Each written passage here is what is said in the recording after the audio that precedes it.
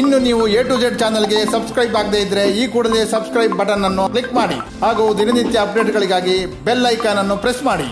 ये पूरा कानून ही हटेगा, बिना हटे इसमें कुछ नहीं होने वाला। अब मैं आपको समझाता हूँ, शायद आपको समझ में आ जाएगा। केवल एक सेक्शन बताता हूँ तो उससे आपको पूरी चीज समझ में आ जाएगी।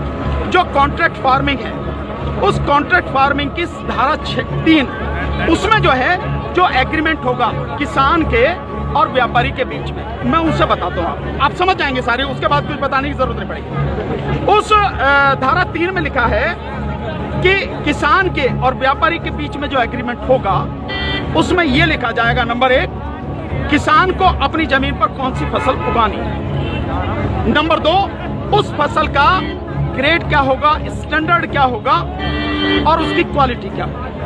नंबर 3, उस फसल को उगाने के लिए जो बीज होगा, जो खाद होगा, जो कीटनाशक होंगे, जो मशीनरी होगी, जो तकनीक होगी, उसे वो व्यापारी जिसके साथ समझौता हो रहा वो देगा। इसके बाद उसी एग्रीमेंट में लिखा जाएगा इसकी कीमत क्या होगी। जो फसल उगाएगा, जब फसल पक के तैयार हो जाएगी तो किस कीमत पर व्यापारी खरीदेगा, ये भी लिखा जाएगा। साथ में ये भी लिखा जाएगा कि इस फसल की कितनी बार चेकिंग होगी। तो बोते समय, फसल जब बढ़ रही होगी उस समय, और जब फसल कट के व्यापारी खरीदेगा उस समय 3 समय उसकी चेकिंग होगी। अब मैं आपको समझाता हूं, एक बहुत मोटे से उदाहरण से समझो। ये मानिए कि इसके कानून के हिसाब से पूरे देश की जमीन, पूरे देश की जो किसानों के पास जमीन है उसका जो व्यापारी हैं उनसे एग्रीमेंट हो गया। व्यापारियों से एग्रीमेंट होने के बाद सारी जो फसल है वो कहां जाएगी, व्यापारी के घर में। इसका मतलब ये हुआ कि सरकार के पास खरीदने के लिए एक दाना नहीं बचेगा, सारी की सारी फसल व्यापारी खरीद के ले जाएगा। और व्यापारी कितनी फसल खरीद सकता है, पहले उस पर प्रतिबंध था, अब इसेंशियल कमोडिटीज एक्ट यानी आवश्यक वस्तु अधिनियम से वो बैरिकेड हटा दी गई। यानी कि जो एक लगा रखा था बैरियर कि इससे ज्यादा नहीं कर सकते, लिमिट लगा रखी थी, लिमिट वो खत्म कर दी। इसका मतलब व्यापारी जितनी चाहे फसल खरीद के अपने गोदाम में रख सकता है। अब मानिए कि जब पूरी फसल किसान से व्यापारी के घर चली गई तो अब थोड़ा सा पीछे आइए।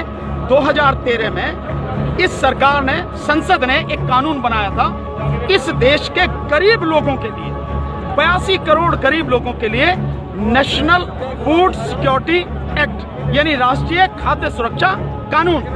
उसके तहत 82 करोड़ लोगों को 3 रुपए किलो चावल, 2 रुपए किलो गेहूं और 1 रुपए किलो मोटा अनाज देना था। अब मैं आपसे सवाल पूछता हूं, अब समझे आप क्वेश्चन। जब सारा अनाज व्यापारियों के पास चला गया, सरकार के पास कुछ नहीं है, तो सरकार इन 82 करोड़ लोगों को कहां से अनाज लाएगी, पहले तो ये बताओ। इसका मतलब जो 82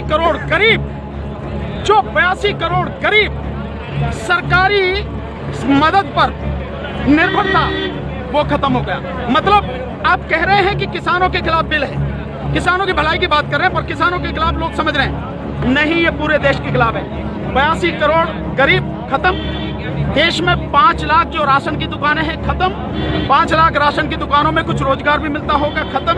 अब इसके बाद आप आ जाइए कि जब किसान को सारी चीजें, जो खाद भी है, बीज भी है, कीटनाशक भी है, मशीनरी भी है, तकनीक भी है, वो व्यापारी जिससे समझौता हुआ वो ही देगा।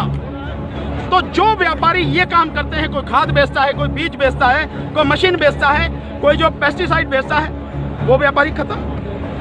तो आपने व्यापारी खत्म कर दिए, गरीब मजदूर खत्म कर दिए, और किसान को आपने बंधक बना दिया, मजदूर बना दिया, गुलाम बना दिया। कैसे? अब मैं बताता हूं। जब किसान की जमीन पर एग्रीमेंट हो गया तो किसान चाहकर भी अपनी जमीन से एक भुट्टा, माना मक्का बोई हुई है, मक्का से एक भुट्टा तोड़ के नहीं खा सकता। आज की तारीख में तो जाओ, मक्का से एक नहीं 10, 20, 50 जितने भुट्टे तोड़ के खाने खाओ, खूब सेक के, है नहीं है, रिश्तेदारों को भी ले जाओ। साथ में गन्ना अगर बो रखा है, एक गन्ना नहीं खा सकता। क्यों? क्योंकि व्यापारी से समझौता है। अगर एक गन्ना टूट लिया तो फिर उसके बाद में व्यापारी लड़ते रहो आप, SDM के यहाँ, ADM के यहाँ, हो गया ना। मतलब यह है कि अपनी ही जमीन पर मैं अपने लिए, अपने बच्चों के लिए अगर मन करता है, जो फसल मैंने उगाई है, मेरी मेहनत की फसल है, उसमें से एक दाना नहीं ले सकता। ऐसे कानून का क्या करूंगा मैं?